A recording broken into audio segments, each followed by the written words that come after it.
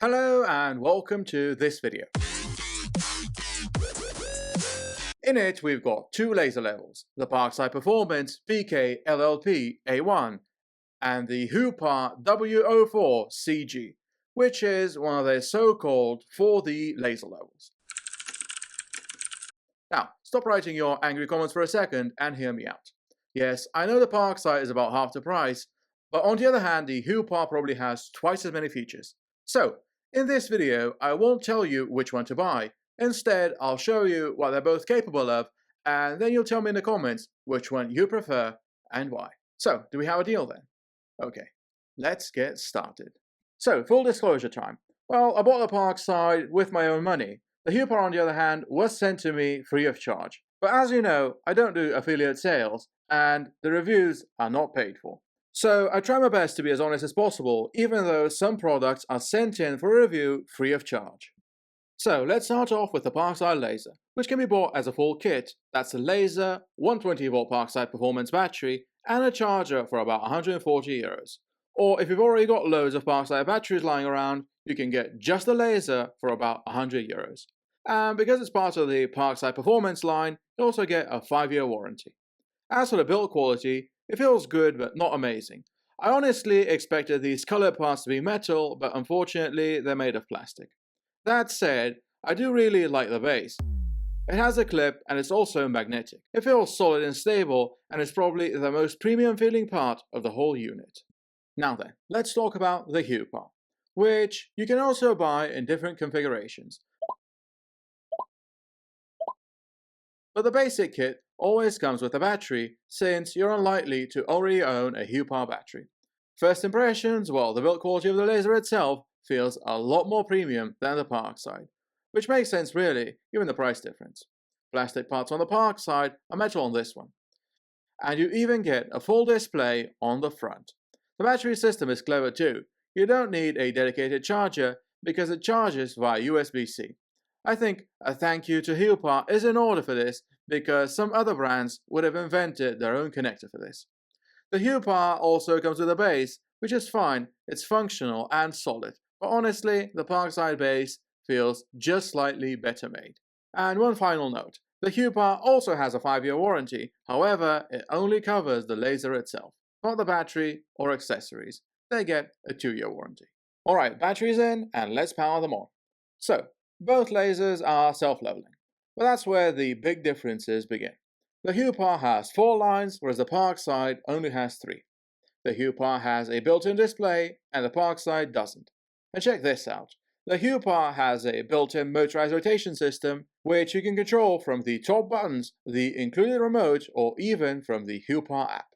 It has 3 rotation speeds too, so you can make really delicate adjustments, or you can just make it spin around the room really quickly.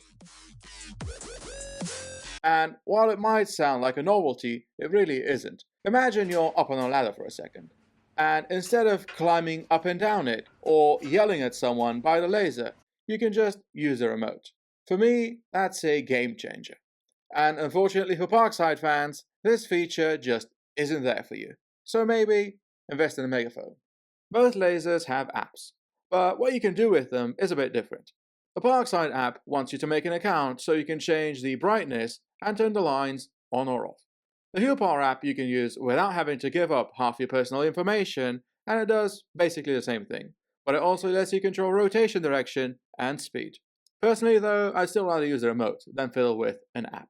If you found the video so far useful, I would really appreciate it if you gave the video a like, leave a comment, and even consider subscribing to the channel. Both lasers are self-leveling, as I said, but if you want to do some tiling at an angle or install something fancy, you can always switch into manual mode and set them up at any angle you like.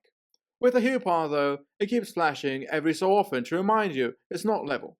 However, if you press and hold the button to level it, it will hold steady and won't flash anymore. Let's start off with a bit of indoor use, shall we? Indoors, both are absolutely excellent. The lines are crisp, no distortion, and they're very easy to use and see. Both lasers in this case are set to maximum brightness, and I think the Huepar is just a bit brighter. Outdoors, it's a different story unfortunately, and even without direct sunlight, at around 3 meters, the lines start fading. They're still there, but you really need to look for them. If the wall's white, it's not an issue, but who has a white outside wall anyway? Once the sun goes down, or some clouds appear, they do perform much better, but being dependent on the weather isn't ideal, is it? So realistically, both are best suited for indoor use, unless you pair them with a laser detector, that is.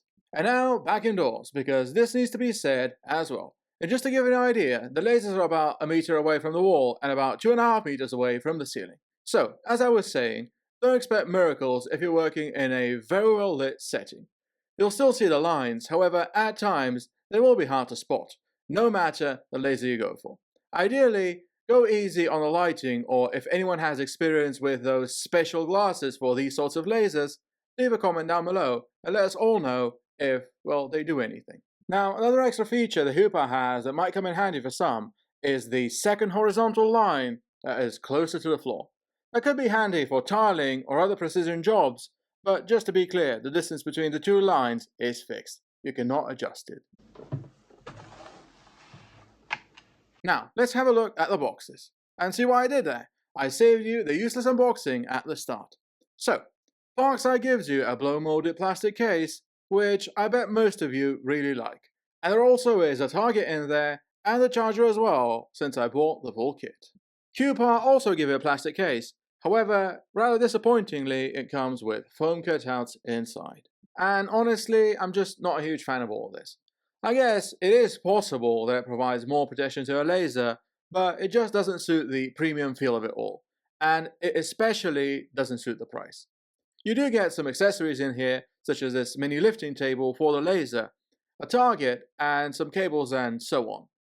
I love the laser Huepar, but this needs an upgrade, I feel. One last important difference that we need to talk about is the power source. With the Parkside, when your battery dies, that's it. You either charge it or swap it in for a fresh one. With the Huepar, however, you've actually got more options. You can charge your battery or swap it with a fresh one.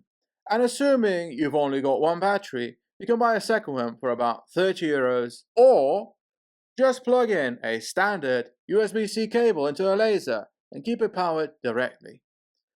And that's a really nice option to have, I feel, and it gets rid of a lot of the stress that a battery-only tool might cause.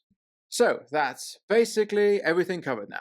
2 lasers, 2 different price points, and 2 very different approaches. Now, it's your turn. Which one would you choose and why? Let me know down in the comments. And as always, thank you for watching, and if you enjoyed the video, don't forget to give it a like and consider subscribing to the channel.